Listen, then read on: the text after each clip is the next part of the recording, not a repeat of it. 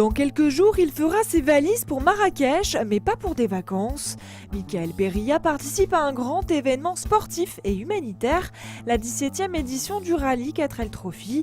Une course en 4L donc qui va partir de Poitiers pour rejoindre le Maroc, soit plus de 6000 km à parcourir.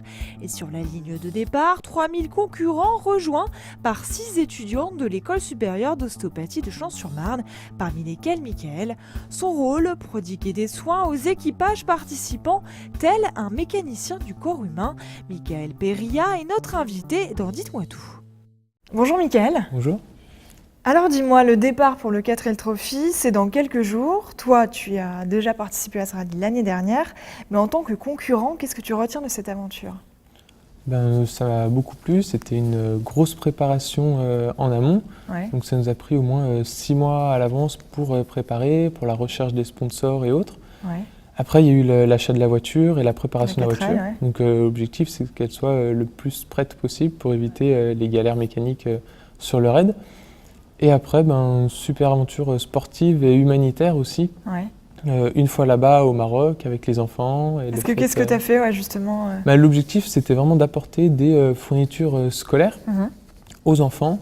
Donc on les apporte à l'association là-bas qui après les redistribue dans les écoles.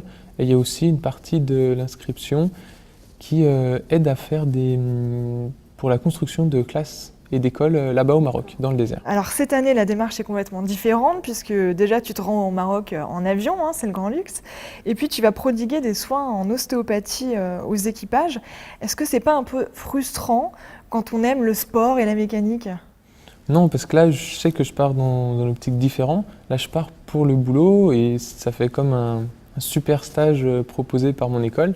Vu qu'on est dans un super cadre, on va être sur les dunes de Merzouga et sur tout le désert marocain.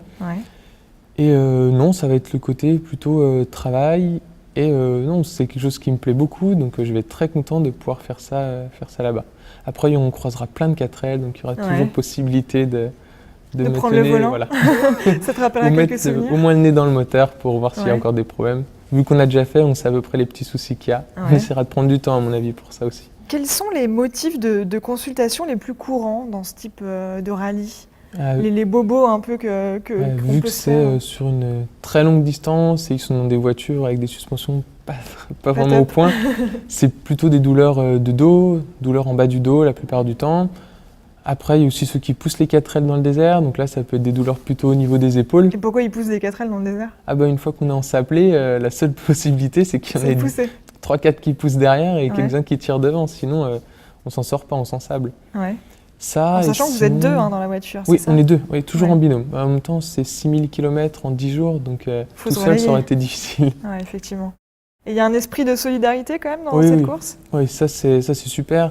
Nous, on n'hésitait pas, et les autres aussi. C'est dès qu'il y en a qui étaient en galère avec la voiture, on allait se garer à un endroit où on risquait pas de s'ensabler, et après on revenait en arrière et on allait pousser les autres pour qu'ils restent avec nous. Alors il y a cet aspect effectivement consultation médicale, mais il y a aussi l'aspect prévention. Quels conseils, quelles recommandations vous allez, toi et tes collègues, là, les autres étudiants de l'ESO, quels conseils vous allez apporter aux participants ? Ça va être ne pas forcer trop. Ça va être surtout de la prévention sur le repos et à la moindre douleur, ne pas hésiter à venir nous voir et à savoir si nous on pourra faire quelque chose. Est-ce qu'il y a des exercices d'étirement, des choses à faire comme comme le ça ? matin, s'ils peuvent faire des exercices d'étirement, ça leur préparera au mieux la journée, ça leur évitera tout ce qui est troubles ou traumatismes qu'ils peuvent faire derrière, au niveau musculaire ou tendineux. Alors là, toi, tu es en dernière année d'études à l'école supérieure d'ostéopathie à Marne-la-Vallée.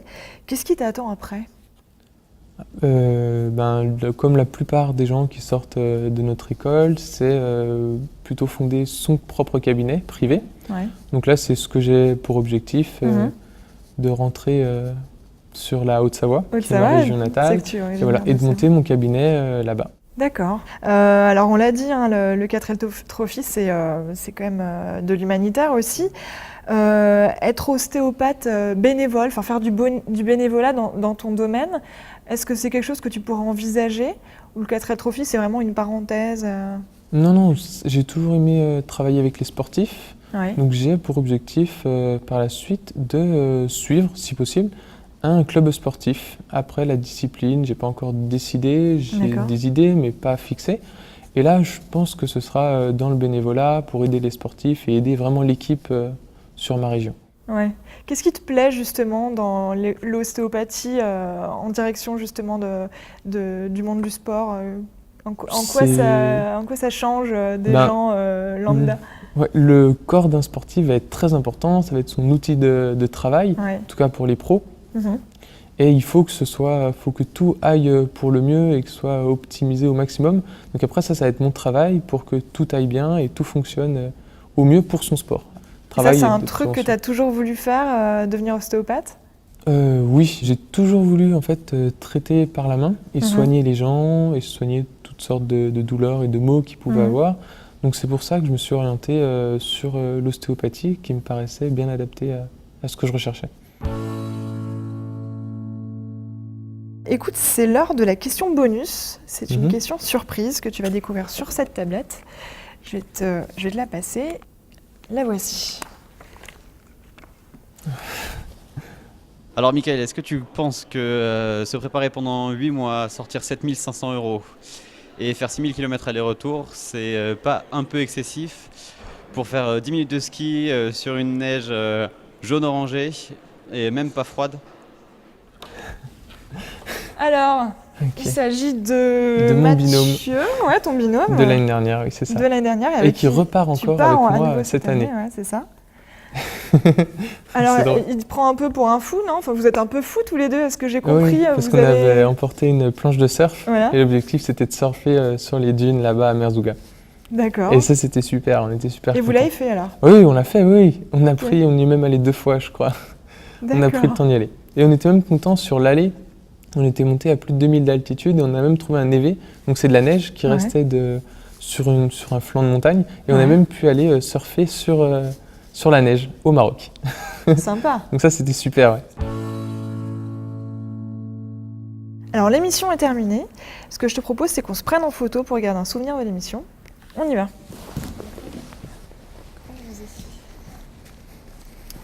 Alors... Merci beaucoup. À bientôt. Au revoir. Salut. Top départ de la 17e édition du 4L Trophy le 13 février prochain.